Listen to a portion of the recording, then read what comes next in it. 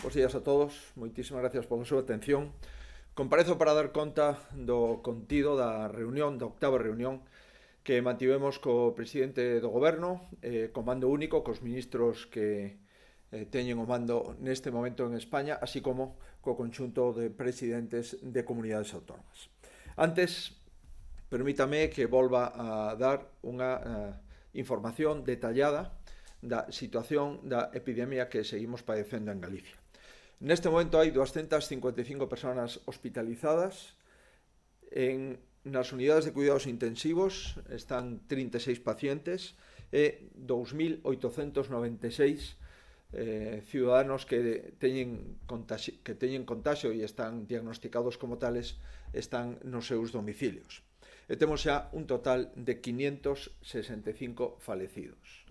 Como saben, dende o pasado 1 de maio, Galicia garda loito oficial por estas personas que falleceron, e vamos a facelo así durante todo o mes para honrar a todas estas persoas que perderon a vida, para honrar as súas familias, así como para manifestar o noso respeto pola súa perda e o door colectivo que mantén Galicia con todas as persoas que se foron para sempre e incluso tamén aquelas que nas próximas semanas aínda poda perder a súa vida. A pandemia leva sesgada, como digo, 565 vidas en Galicia a data de hoxe, máis de 25.000 vidas en España, e isto é algo que non podemos esquecer, nin tampouco agora que afrontamos unha nova fase sanitaria e espero que económica e social. É necesario seguir actuando coa máxima responsabilidade. É necesario seguir garantindo esta reactivación gradual, segura e eficaz. Todos estamos de acordo nesto. Nin podemos caer en precipitacións, nin podemos manter cautiva a poboación mentras amenaza sobre todos nós a maior crise económica, que vai a xerar millóns de parados, tamén pobreza e tamén desigualdade. Debemos afrontar unha reactivación económica e social pois coas máximas garantías sanitarias, reforzando a nosa capacidade de resposta asistencial e tamén garantindo que estamos agora máis preparados para facer fronte a posibles rebrotes, para detectalos e para controlalos. E todo isto debe ser liderado polo goberno central, sin dúbida, non temos ninguna dúbida ao respecto, pero, por suposto, si queremos ser eficaces e eficientes, o goberno central debe de consensuar e coordinar co resto das administracións públicas e dunha forma moi especial con aquelas administracións públicas que constitucionalmente temos a competencia sanitaria e a competencia en políticas sociais de acordo coa Constitución e os respectivos estatutos de autonomía. Entre todos debemos de definir el mejor plan de reactivación económica y social y entre todos debemos de trasladarlo con certeza a los trabajadores, a las familias, a los ciudadanos, a los autónomos, a las pequeñas y medianas empresas, en definitiva, a toda la economía. Y he de decir, y así se lo he expuesto al presidente Sánchez, que en mi opinión, en las últimas semanas el gobierno central no lo está haciendo. Desde el principio de esta crisis, las comunidades autónomas hemos venido actuando con absoluta lealtad y con absoluto rigor y siguiendo las instrucciones del mando único en cada momento. Y con responsabilidad y lealtad tenemos que decir, en Galicia al menos, que nosotros, la Comunidad Autónoma Gallega, no puede validar el plan planteado por el Gobierno, ni siquiera publicado en el Boletín Oficial del Estado, al menos mientras este no se vaya clarificando y mientras este no se vaya concretando. Estamos hablando de un plan confuso y de un plan incompleto y discrecional. Y aún coincidiendo en los objetivos de ese plan, discrepamos profundamente en el fondo y en la forma. Y así me correspondió la responsabilidad de trasladárselo al presidente del Gobierno central. Coincidimos sin duda con el presidente y con su gobierno en los objetivos, porque todos queremos lograr ir recuperando la vida cotidiana y la actividad económica. Al tiempo que se mantiene la protección de la salud pública y se minimiza la epidemia, evitando que el sistema sanitario se desborde. Plena coincidencia. Coincidimos también en aquellas cuestiones que se fueron introduciendo en las distintas decisiones del Gobierno a propuesta de comunidades autónomas, entre ellas a propuesta de la Comunidad Autónoma de Galicia. Coincidimos en que se haga de forma gradual, insisto. Le agradecemos que se haya tenido en cuenta que a partir del próximo lunes se pueda abrir el comercio con cita previa, las peluquerías con cita previa, que se pueda realizar desde el pasado día de ayer deporte individual sin contacto y, por supuesto, también agradecemos que haya alguna posibilidad, veremos si se concreta, de que esta reactivación económica se pueda hacer de forma asimétrica, es decir, de acuerdo con los criterios sanitarios de cada uno de los territorios y del cumplimiento de los mismos. Sin embargo, le he trasladado al presidente del Gobierno que discrepamos profundamente en el fondo y en las formas. Y le he trasladado al presidente las 7 razones por las que, lamentablemente, al menos de momento, estamos discrepando en el fondo y en la forma. En primer lugar, creemos que no tiene sentido, ante una pandemia sanitaria, utilizar criterios administrativos, y mucho menos los criterios de 1833, cuando se decidió en el siglo XIX diseñar el ámbito territorial de las provincias españolas. Para la aplicación de un plan que debe ser sanitario, utilizar un criterio administrativo del siglo XIX es cuando menos surrealista. Desescalada debe girar alrededor de los edificios de los hospitales, pero no alrededor de los palacios provinciales. En una crisis sanitaria lo más lógico es evaluar las zonas del territorio en base a los criterios sanitarios que cumpla ese territorio. Y eso es lo que desde 1986 señaló la Ley General de Sanidad, por cierto, aprobada por un gobierno del Partido Socialista. Además, es conveniente que dentro de las áreas sanitarias se nos permita hacer un zoom, detectar las microzonas para señalar en qué casos sería necesario cerrar esa microzona, en qué casos sería necesario hacerlo si hay un rebrote y en qué casos la movilidad estaría permitida o no permitida. Las microzonas, que no dejan de ser distritos sanitarios, que coinciden mayoritariamente con las comarcas gallegas, junto con las áreas sanitarias, debe ser nuestro criterio de movilidad y nuestro criterio de apertura y de reactivación económica. Las microzonas distritos sanitarios pues son dentro de las zonas, por ejemplo, en el área sanitaria de Lugo, el distrito de Monforte o el distrito de Amariña Lucense, o dentro del área sanitaria de Orense, el distrito do Barco o el distrito de Berín, o dentro da área sanitaria da Coruña, el distrito de C, Costa da Morte, o dentro del área sanitaria de Santiago, el distrito del Barbanza, o dentro del área sanitaria de Pontevedra, el distrito de Sanés. Asimismo, entendemos que la movilidad entre las zonas debe de hacerse si cumplen o no la clasificación epidemiológica, es decir, los criterios sanitarios. No tiene sentido que en las próximas semanas, cuando vayamos comprobando que Galicia está preparada para cumplir esos criterios sanitarios, no pueda haber movilidad entre las ciudades gallegas. No tiene sentido que un ciudadano de Vigo no pueda acudir a Santiago o a Coruña si cumplen los criterios epidemiológicos, las áreas sanitarias de origen y de destino. En segundo lugar, le hemos planteado al presidente del Gobierno nuestras advertencias y nuestras cautelas sobre el instrumento central que se está utilizando para la desescalada, que no es otro, como ustedes saben, que el estado de alarma. Creemos que se está dando un uso desproporcionado a un sistema que debe ser extraordinario. Nadie ha puesto en duda la necesidad de que entre todos aprobásemos el estado de alarma durante todas estas 6 semanas anteriores. Pero Tras 8 semanas de vigencia y 3 prórrogas, parece al menos delicado mantener un instrumento que restringe los derechos fundamentales de los ciudadanos.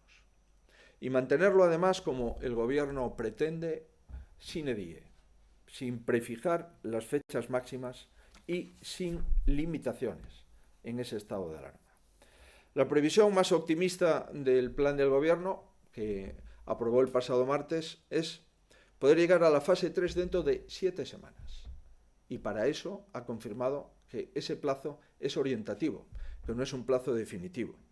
Pero es posible, por consiguiente, que haya zonas o territorios que no consigan los criterios epidemiológicos después de esas 7 semanas. ¿Ocurrirá entonces que se mantendrá para todos los territorios el estado de alarma? ¿Se va a mantener un instrumento excepcional que coarta los derechos y las libertades de los ciudadanos para todos los territorios si alguno de ellos no cumple los criterios epidemiológicos? ¿Qué pasará si se producen rebrotes? ¿Volveremos al estado de alarma en ese territorio, en la provincia, en la comunidad autónoma? ¿Debemos seguir en estado de alarma de forma ilimitada? La vacuna la tendremos, según las sociedades científicas, dentro de 1 año y medio, 2 años.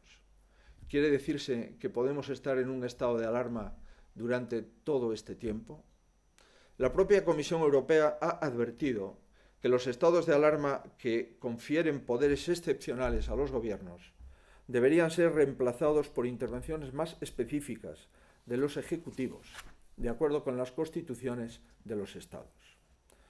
Existen en nuestro ordenamiento jurídico normas que nos permiten actuar, sobre todo en la fase de reactivación, para limitar determinados derechos, pero no todos. Los juristas han apuntado distintas opciones. La Ley Orgánica de Medidas Especiales en materia de salud pública, la Ley General de Sanidad, la normativa en materia de protección civil y seguridad ciudadana pueden permitir conjugar las decisiones sanitarias y las decisiones en el ámbito de las emergencias sanitarias con los derechos constitucionales y con las libertades constitucionales. Países vecinos como Portugal han levantado el estado de alarma y han pasado a otra fase, lo que llaman estado de calamidad. La República Francesa está gestionando la crisis con el estado de emergencia sanitaria. Difícilmente podemos hablar de ir acercándonos a la normalidad si mantenemos sine die un mecanismo tan excepcionalísimo, como es un estado de alarma. Así, se lo he trasladado al presidente con el ánimo de acertar, advirtiéndole de que podemos caer ante riesgos jurídicos y constitucionales no menores en las próximas semanas, y advirtiéndole también que este estado de alarma se parece más a un estado de excepción que al propio estado de alarma. Esta es la opinión del representante ordinario del Estado en Galicia, que es el presidente de la Xunta. Y esta es simplemente la reflexión que creo que debo hacer para defender los derechos y las libertades de los gallegos, de los ciudadanos gallegos. Y en el caso de que el presidente considere que estas reflexiones no se deben de tener en cuenta, también le he planteado que al menos, si va a plantear un nuevo estado de alarma para los próximos 15 días, y no se sabe durante cuánto tiempo más, al menos que module ese estado de alarma, que lo module en cuanto al ámbito de aplicación, que concrete en qué territorios es necesario el estado de alarma y en cuáles no, y que lo module en el ámbito de la ampliación, entendiendo que debe de aclararse de forma expresa los derechos que se limitan, y no de forma genérica limitando todos los derechos de circulación y todos los derechos de movilidad. Una cosa es limitar los derechos de acuerdo con determinadas estructuras etarias y franjas horarias, y otra cosa es limitar los derechos de movilidad en su ámbito amplio o total. La tercera cuestión en la que le he trasladado la discrepancia es no menor, es en la ausencia del conocimiento en cuanto a los criterios sanitarios para pasar de una fase a otra, de la 0 a la 1, de la 1 a la 2 y de la 2 a la 3. No conocemos los indicadores exactos para hacer el corte sanitario y poder trasladarse de una fase a la otra. Es necesario saber cuáles son esos criterios. Y esos criterios deben ser objetivos y deben ser conocidos con antelación y deben ser rápidamente evaluables. Dejarlo a la discrecionalidad o a la bilateralidad entre una comunidad autónoma y el gobierno es, en nuestra opinión, peligroso. Debemos de conocer ya con qué criterio sanitario se pasa de una fase a la otra, para que los trabajadores, las familias, los ciudadanos, las empresas sepan qué han de hacer y qué criterio sanitario se le exige a su área sanitaria para poder pasar de una fase a la otra, es decir, para poder ir abriendo paulatinamente la actividad económica a el orden económico mínimo para mantener salarios y para mantener la destruida riqueza de nuestro país al objeto de su reconstrucción. También le hemos planteado, en cuarto lugar, la necesidad de distinguir el ámbito urbano y el ámbito rural. Los criterios urbanos no se pueden implementar en las zonas rurales y viceversa. Y en este sentido, además de que los criterios deben ser diferenciados, le hemos propuesto varios presidentes autonómicos que aquellos lugares que llevan periodos amplios de tiempo sin contagios puedan acceder a las fases más avanzadas de forma directa. Y es que ya están cumpliendo los criterios, seguro, aunque los desconozcamos con exactitud, los criterios que se van a exigir, porque prácticamente estos territorios están limpios. Y un territorio limpio de pandemia, limpio de virus, no puede tener el mismo trato que otro territorio donde siga habiendo brotes intensos o agudos. Ayer mismo, con el inicio de la vuelta a la normalidad, hemos vivido un nuevo capítulo de contradicciones y de indefiniciones, cuando por primera vez en 7 semanas los ciudadanos han podido salir a la calle. No se sabe si las franjas horarias afectan a los municipios de más de 5.000 habitantes o a los núcleos de población de más de 5.000 habitantes. Para que se hagan una idea, en los municipios de más de 5.000 habitantes vivimos el 85% de la población gallega, mientras que si se toma como referencia los núcleos de población de más de 5.000 habitantes, ahí solo vivimos el 42% de la población gallega. Este fue el criterio de la delegación del Gobierno de Asturias: considerar, a efectos de desconfinar a la población sin límite de horario, los núcleos de menos de 5.000 habitantes, no los municipios. Y por consiguiente, si hubiésemos utilizado los criterios de la delegación del Gobierno de Asturias en Galicia, podrían haber salido a la calle sin franja horaria 1.100.000 gallegos más de los que han salido en el día de ayer. Comprenderán que esto no es un criterio, esto es una descoordinación que no merecemos los ciudadanos. Así se lo he planteado al presidente del Gobierno y el presidente ha dicho que está dispuesto a revisarlo. Y yo espero y deseo que se revise para que todos los lugares, para que todas las parroquias de menos de 5.000 habitantes, con independencia de que formen parte de un ayuntamiento con más de 5.000, todos esos lugares y todas esas parroquias puedan salir a la calle sus ciudadanos con independencia de una franja horaria y puedan hacerlo durante todo el día. Entiendo que es de justicia y entiendo que es lo mínimo que podemos aclararle a los ciudadanos, sino las dudas sobre los criterios de reactivación económica y social no solamente no serán intensas en el futuro, sino que son desconcertantes en el presente.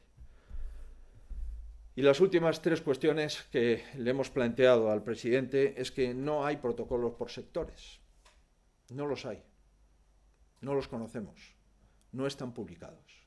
No hay protocolos en la restauración, no hay protocolos en las peluquerías, no hay protocolos en los comercios. Es imprescindible protocolos de carácter nacional para que todas las tiendas, para que todos los comercios y para que todas las superficies puedan abrir de forma coordinada. Tampoco hay una estrategia concreta y conocida ante cualquier rebrote sanitario que se pueda producir en las próximas semanas o meses. Y tampoco hay una estrategia tecnológica, cuando la tecnología es clave a partir de ahora. Aquí el presidente sí me contestó y me trasladó que se estaba intentando armonizar una estrategia tecnológica con el conjunto de la Unión Europea. Y estos 7 ámbitos se entroncan directamente con otra de las cuestiones que no podemos compartir, que son las formas. El Estado ha dado la espalda al Estado de las autonomías en el proyecto de reactivación económico y social, lo que el gobierno llama desescalada. Ha creado una ficción de decisiones compartidas, pero les puedo asegurar que todos los presidentes autonómicos, igual que yo, nos hemos enterado, igual que ustedes, por televisión, de cuál es el plan en cuanto a lo que el gobierno entiende por desescalada. Este plan debería ser un buen punto de partida. Y en este plan, es cierto, se han recogido algunas aportaciones que hemos planteado algunas comunidades autónomas. Pero lo cierto y verdad es que una cosa es recoger algunas aportaciones y otra cosa es conocer el plan antes de darlo a conocer a todos los ciudadanos, plan, insisto, que ni siquiera ha sido publicado en el Boletín Oficial del Estado. Necesitamos, pues, que se nos escuche, porque no tenemos más interés que acertar y porque no tenemos más interés que nuestro gobierno, el gobierno central, acierte. Ahora afrontamos quizás la parte más difícil de la pandemia, que es la reactivación social y económica, y no podemos fallar. Y aunque no caben improvisaciones y rectificaciones, estamos a tiempo de evitarlas, si de verdad se cuenta con las comunidades y si, como el presidente se comprometió, entramos en una fase de cogobernanza. Cogobernar significa gobernar juntos, y me gustaría, a partir de ahora, que pudiéramos hacerlo. Si el gobierno acierta, las comunidades autónomas estaremos a su lado. Y yo, de hecho, igual que otros presidentes autonómicos, hemos valorado positivamente la decisión de remitir a las comunidades autónomas 16.000 millones de euros como fondos adicionales a las haciendas autonómicas, aunque todavía no ha querido concretar, a pesar de que algunos presidentes autonómicos, entre los cuales me encuentro, le hemos pedido al presidente que nos concrete si los criterios de reparto de esos 16.000 millones de euros van a ser iguales o similares a los criterios con los que se reparte el sistema de financiación autonómica. No es un tema menor. Y yo anticipo que me preocupa que no se hayan querido concretar qué dinero le corresponde a las comunidades en función de los criterios conocidos hasta la fecha, que son los criterios del reparto de la financiación autonómica y que hemos venido utilizando en la última década. Espero y deseo que no se hagan criterios que beneficien y perjudiquen en función del color político de los territorios. Espero y lo deseo, y como el propio presidente de Castilla-La Mancha ha apuntado, esperamos que no se ensaye un nuevo sistema de financiación con estos 16.000 millones. Me sumo a la cautela que el propio presidente de Castilla-La Mancha ha referido. Las comunidades autónomas hemos sido leales, hemos sido responsables y les puedo asegurar que Galicia lo va a seguir siendo.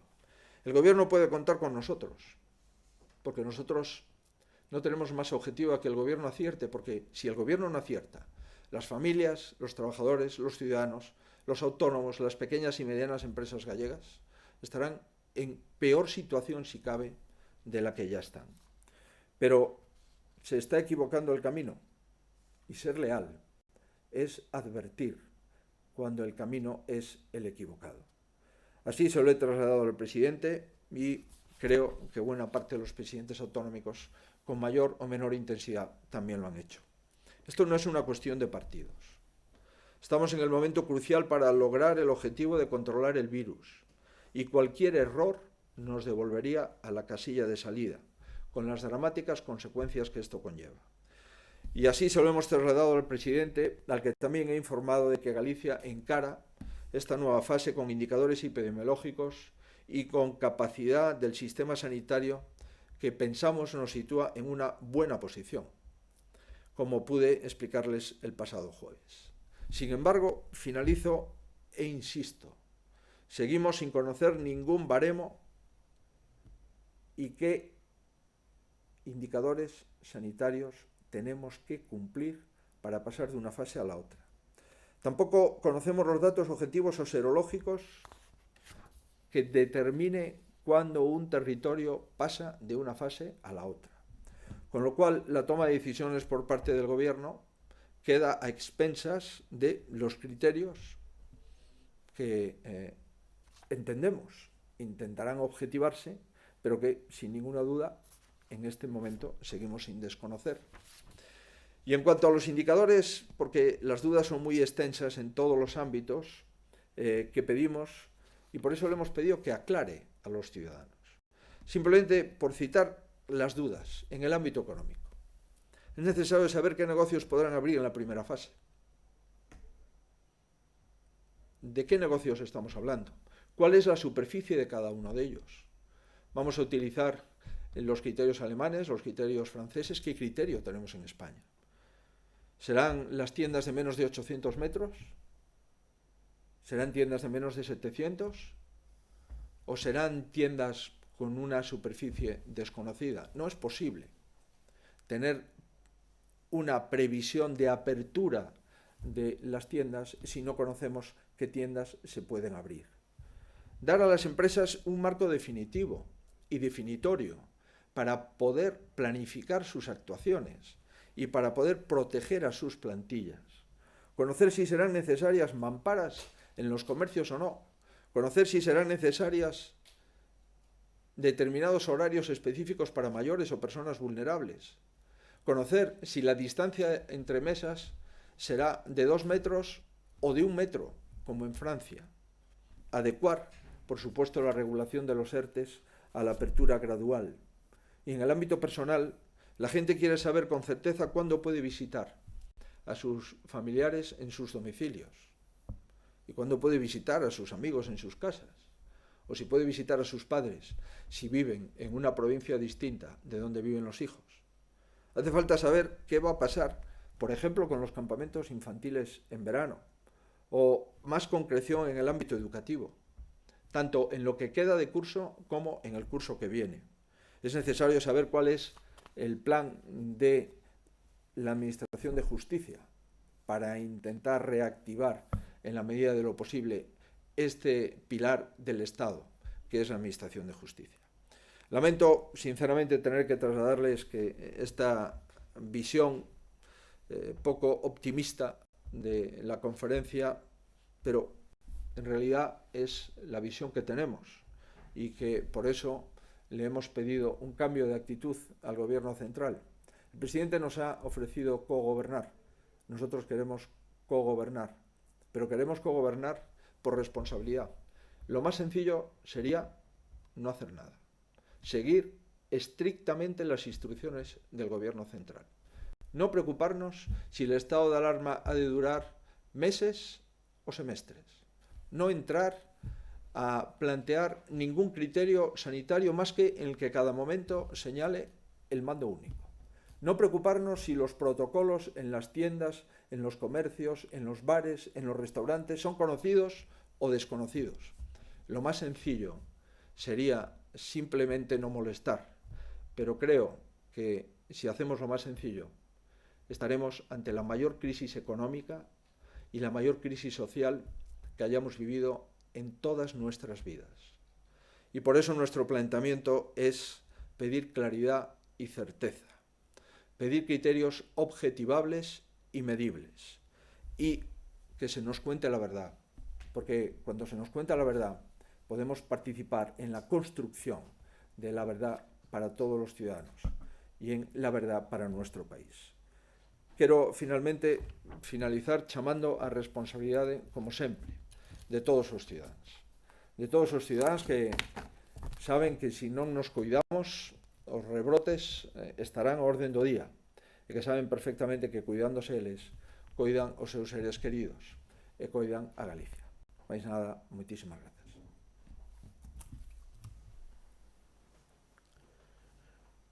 Buenas tardes. En Radio Cadena Española pregunta si serán suficientes 16.000 millones para prorrogar lo que denomina el arresto domiciliario de los españoles y si sabe ya cuál será el sentido del voto del Grupo Popular a la prórroga del estado de alarma.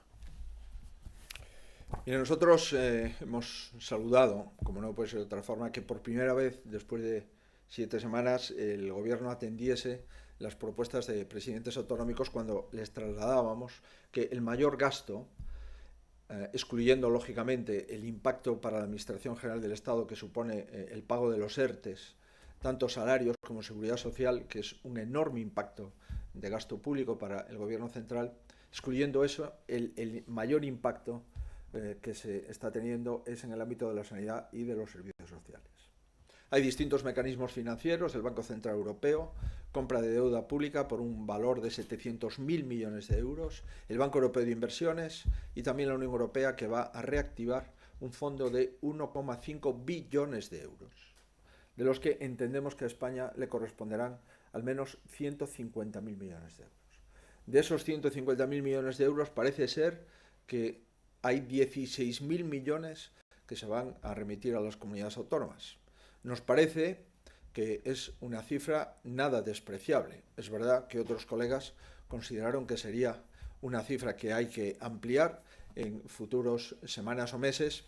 Vamos a ver exactamente cómo funcionan esos 16.000 millones. Lo que hemos pedido es que se nos aclare cuáles son los criterios de reparto de los 16.000 millones. Esa es la clave.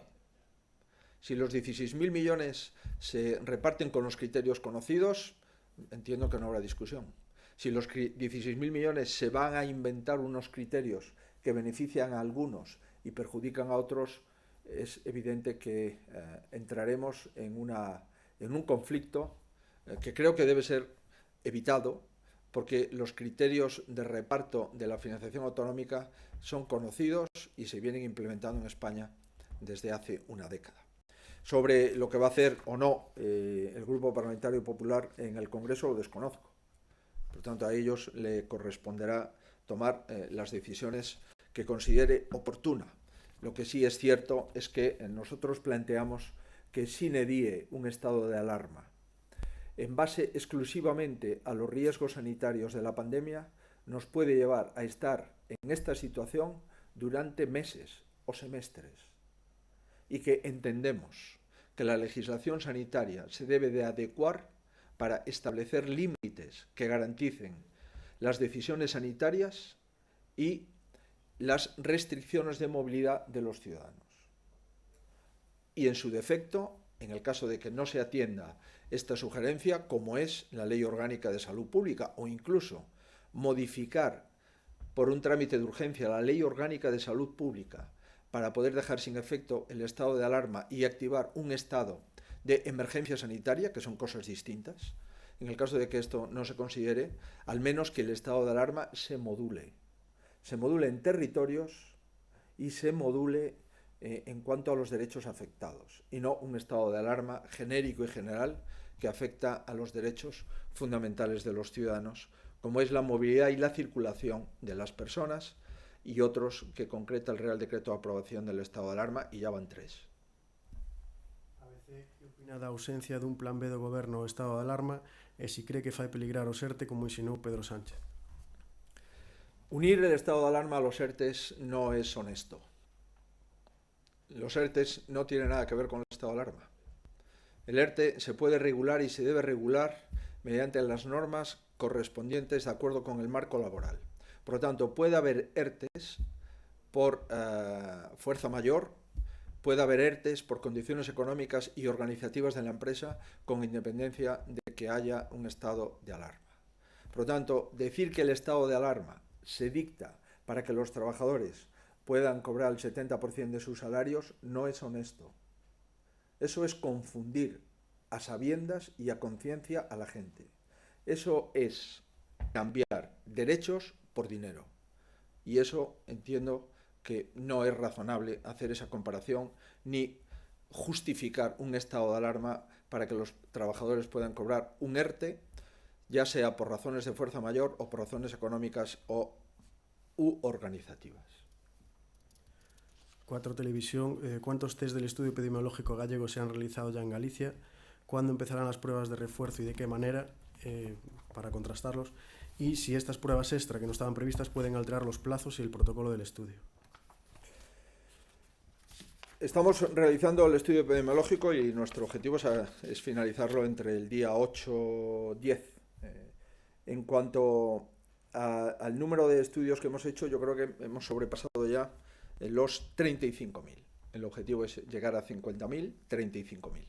¿Cómo estamos haciendo la comprobación de estos test que el Gobierno central nos ha remitido y que entendimos desde el principio que no valían para el diagnóstico definitivo, pero sí para un estudio epidemiológico? Lo estamos reforzando con otro tipo de pruebas, como es a la vez que hacemos el estudio epidemiológico del Gobierno, y que esto supone extraer sangre a los ciudadanos, a los 6.000 y pico ciudadanos que están en el estudio epidemiológico del Gobierno.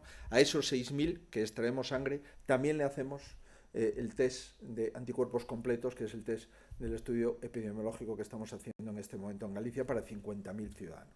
Por lo tanto, vamos a testar y a confrontar y a confirmar la fiabilidad de los test del Gobierno con esta extracción sanguínea que estamos haciendo a los 6.000 gallegos que están dentro del estudio epidemiológico del Gobierno central. Y así los vamos a confrontar y a incrementar la fiabilidad del test de anticuerpos completos, que es el test que nos remitió el Gobierno central.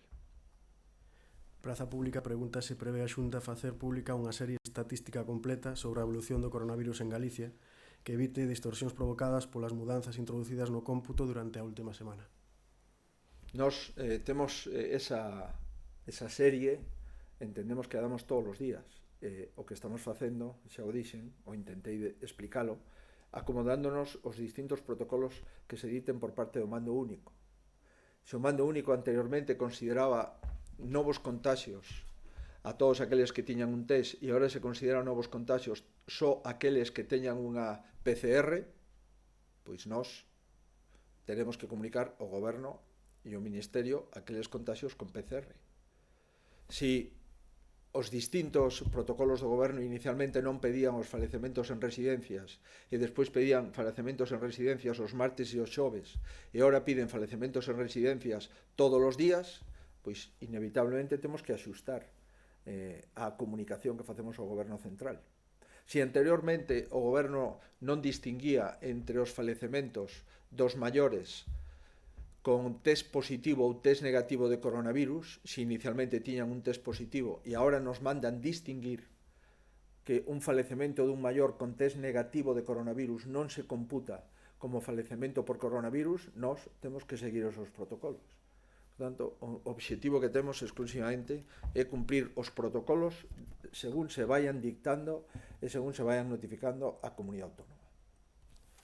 Faro de Vigo quiere saber qué le transmitió el Gobierno en relación a su propuesta de utilizar como ámbito territorial las áreas sanitarias. Igualmente, al respecto de la propuesta de permitir la movilidad entre provincias con la misma situación epidemiológica. Y qué zonas de Galicia considera que deben pasar directamente a la última fase de desescalada y en qué plazo.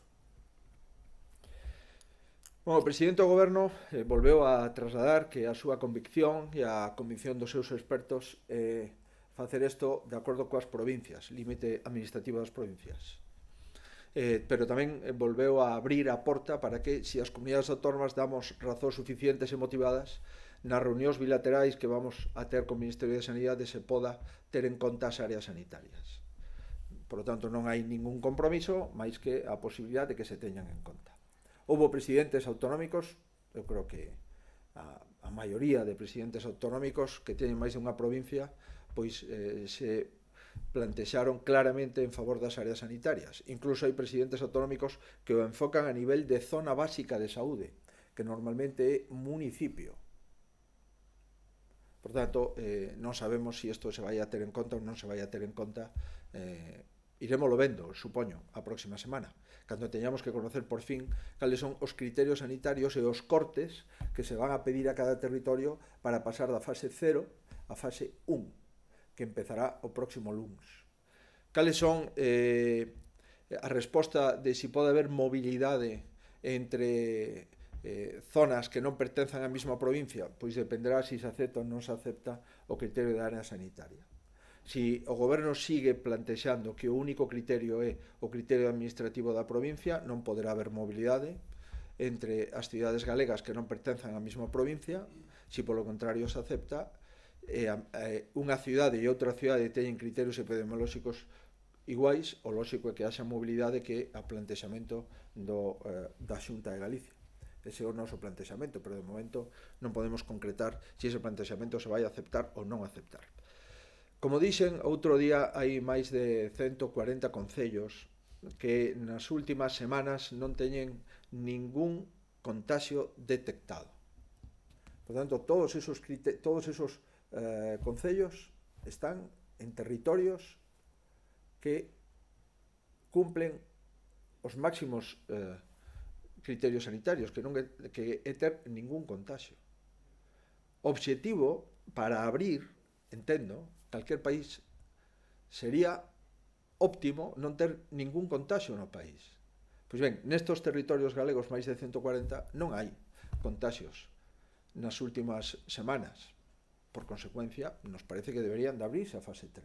Ahora ben, si se sigue considerando que o ámbito territorial de apertura é a provincia, pois entón vai a ser casi imposible poder abrir por áreas sanitarias ou por distritos sanitarios.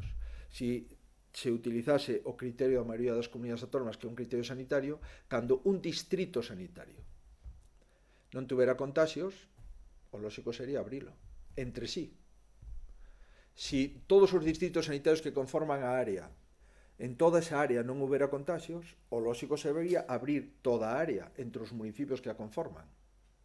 E así sucesivamente, si todas as áreas dunha provincia e da provincia limítrofe cumplen os criterios. Iríamos abrindo a actividade económica e, polo tanto, poderían ir abrindo os bares, poderían ir abrindo os restaurantes, poderían ir abrindo as tiendas con independencia da súa superficie, sin necesidade de esperar 8 semanas, que é o plan que actualmente conocemos por parte do Goberno Central.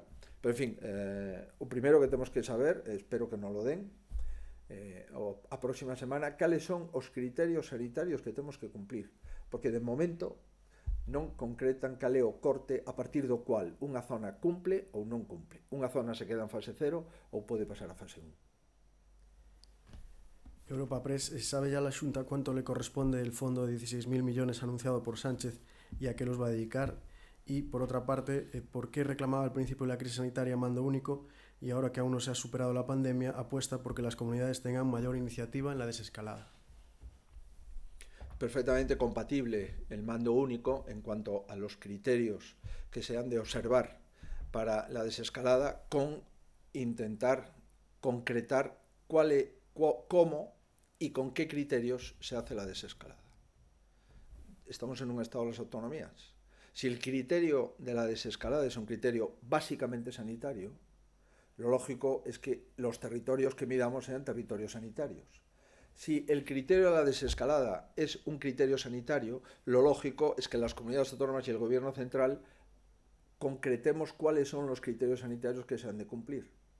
Si hay territorios de una comunidad autónoma que cumple todos los criterios sanitarios, lo lógico es que esos territorios de esa comunidad autónoma no estén sometidos a la dificultad de pasar fases sin necesidad de que transcurran las 8 semanas obligadas. Me parece que esto lo entiende todo el mundo. No discuto el mando único. Lo que discuto es que el mando único acierte en sus decisiones y que sea coherente, homogéneo, previsible y que planifique la actividad económica de cada uno de los territorios que conformamos el país. Lo que intento es ayudar a ese mando único para que acierte en las peculiaridades de las comunidades autónomas que conformamos. Y ponía el ejemplo más práctico y más lamentable que estamos viviendo.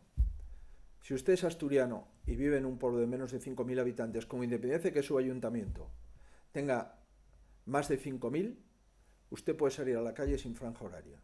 Si usted vive en Galicia y vive en un ayuntamiento de más de 5.000 habitantes, pero su pueblo tiene 300 habitantes, usted no puede salir a la calle, más que durante la franja horaria. Esto restringe los derechos y libertades de 1.100.000 gallegos. ¿Cómo no voy a plantear que estas cosas no pueden ocurrir. No es razonable que ocurran.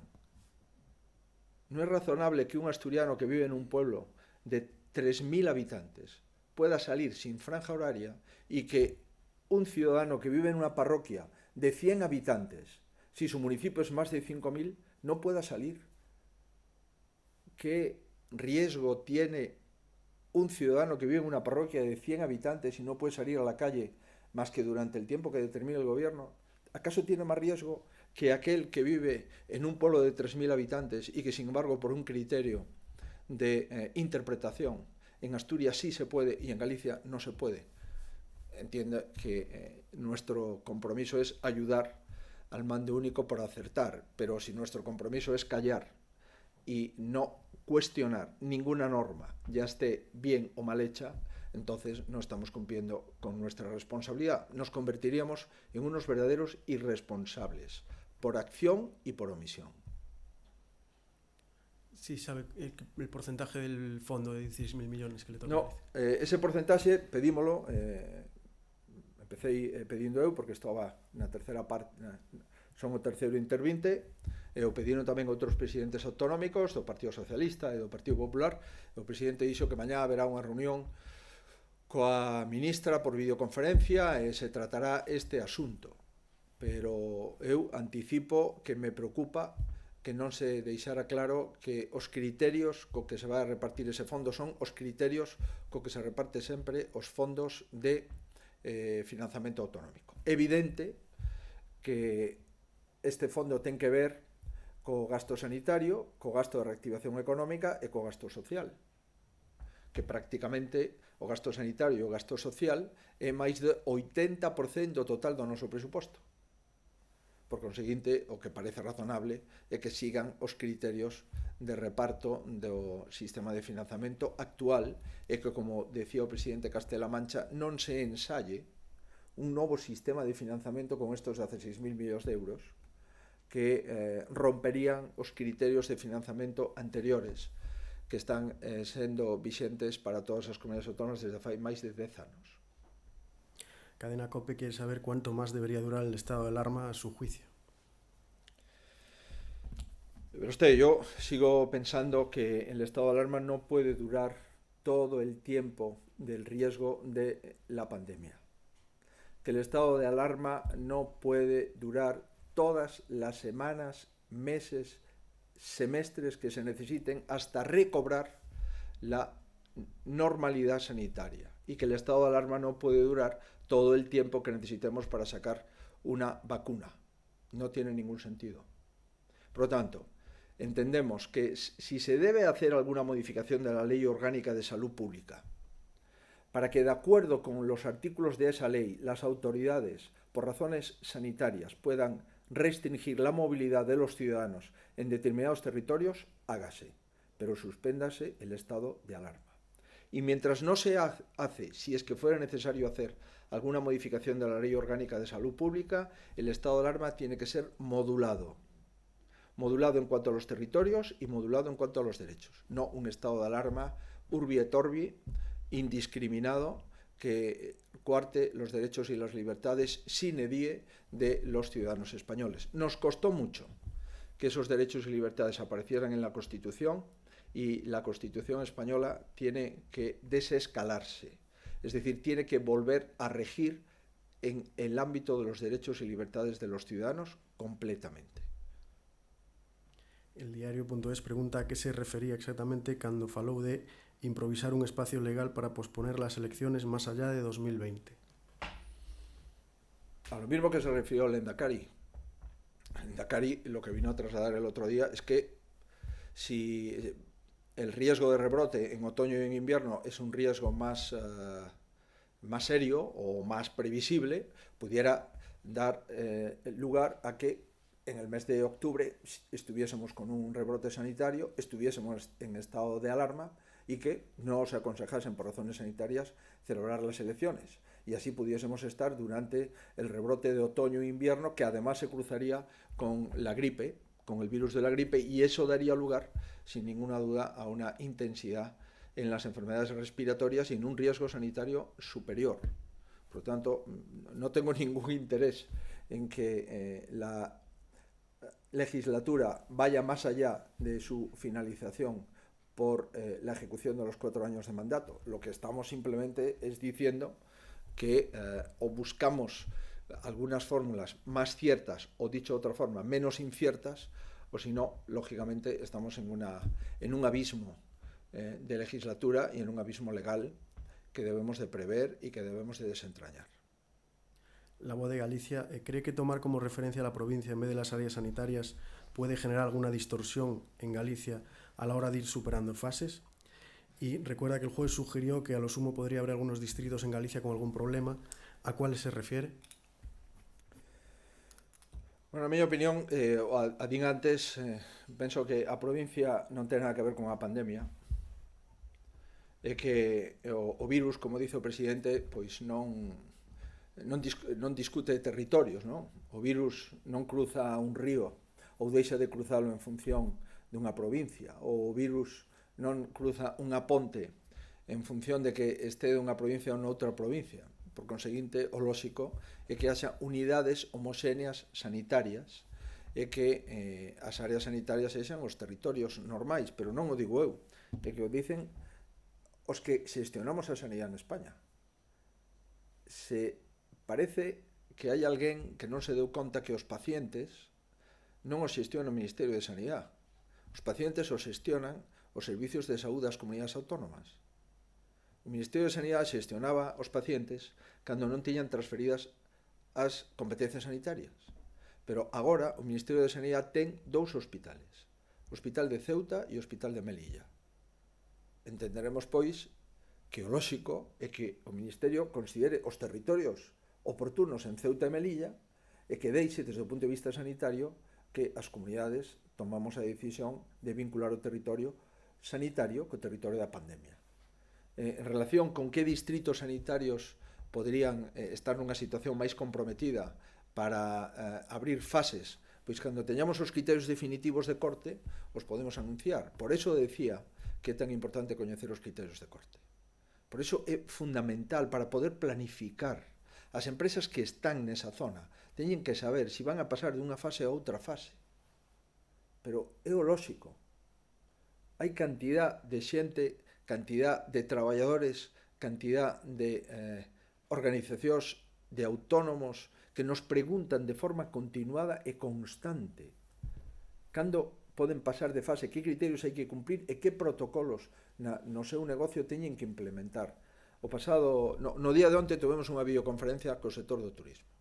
Se apuntaron a esa videoconferencia máis de 1.200 profesionais do sector turístico. E, lóxicamente, a inquedanza é como teñen que ordenar as mesas, algo tan elemental. 1 metro, como en Francia, por aforos, como parece ser concreto o plan de desescalada. Onte estuveron falando co Ministerio, as asociacións de hostelería. Parece ser que agora xa se acepta que as terrazas pasen do 30% do aforo ao 50% do aforo. Pero todo isto son conversas informales.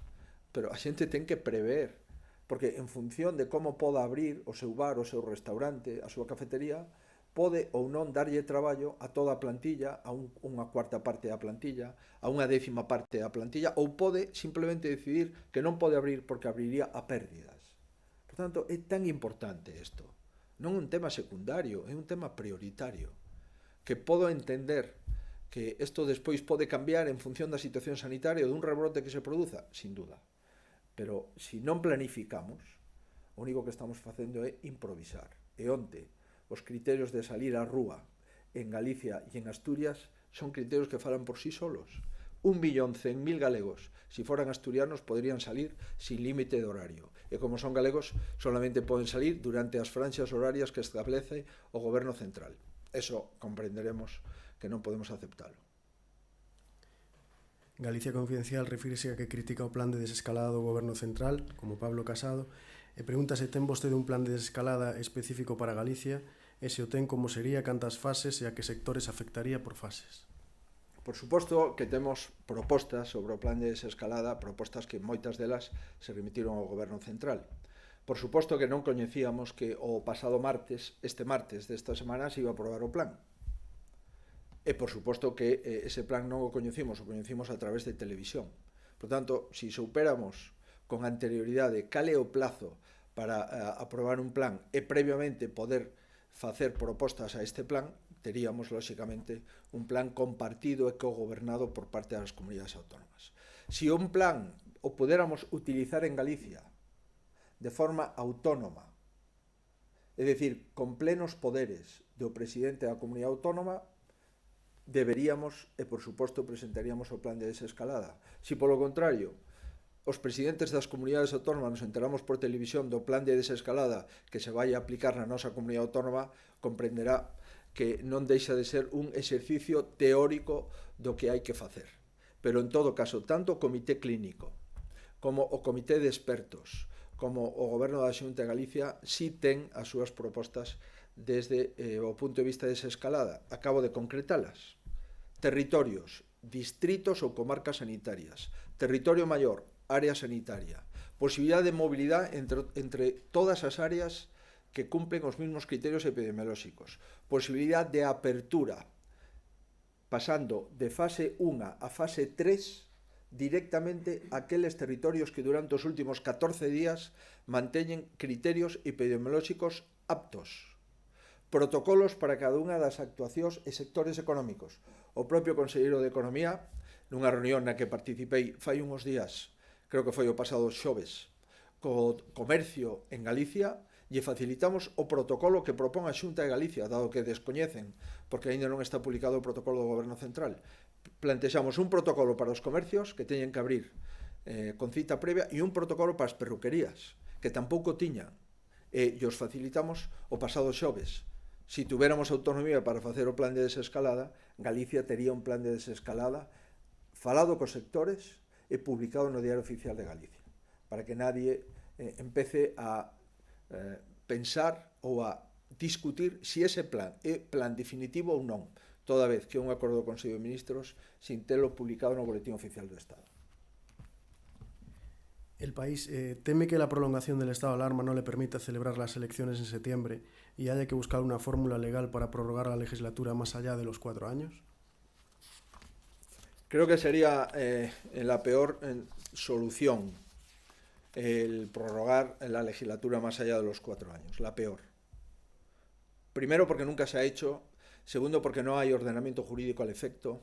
Tercero, porque entraríamos en una situación con un Parlamento disuelto, en el que no se cumplirían los equilibrios entre el Poder Ejecutivo y el Poder Legislativo. Y tercero, porque nos abriría un proceso absolutamente incierto, en el que no sabríamos prácticamente nada sobre cuándo los gallegos tienen que elegir al futuro Parlamento y, en consecuencia, el Parlamento gallego al futuro presidente. Y creo que los gallegos tenemos derecho, una vez que finaliza la legislatura, a elegir el nuevo Parlamento y el nuevo presidente. Por lo tanto, dentro de la incerteza en la que vivimos desde el punto de vista sanitario, tenemos que aproximarnos al escenario que nos dé mayores certezas sanitarias para poder hacer unas elecciones con dificultades, seguro, con distanciamiento social, con colegios electorales más amplios de los que tenemos hasta la fecha, con lugares donde haya menos aglomeraciones para poder votar, probablemente con una campaña mucho más potente en voto por correo, en definitiva, con fórmulas para poder ejercer los derechos fundamentales. Y uno de los derechos fundamentales es el derecho civil a poder votar. Por eso creo que los estados de alarma son estados que los gobiernos no pueden utilizar de forma indiscriminada y mucho menos de forma continuada en el tiempo. Hemos de buscar límites para la suspensión de los derechos y de las libertades, que me parece algo fundamental. Muy bien, pues muchísimas gracias y hasta la próxima.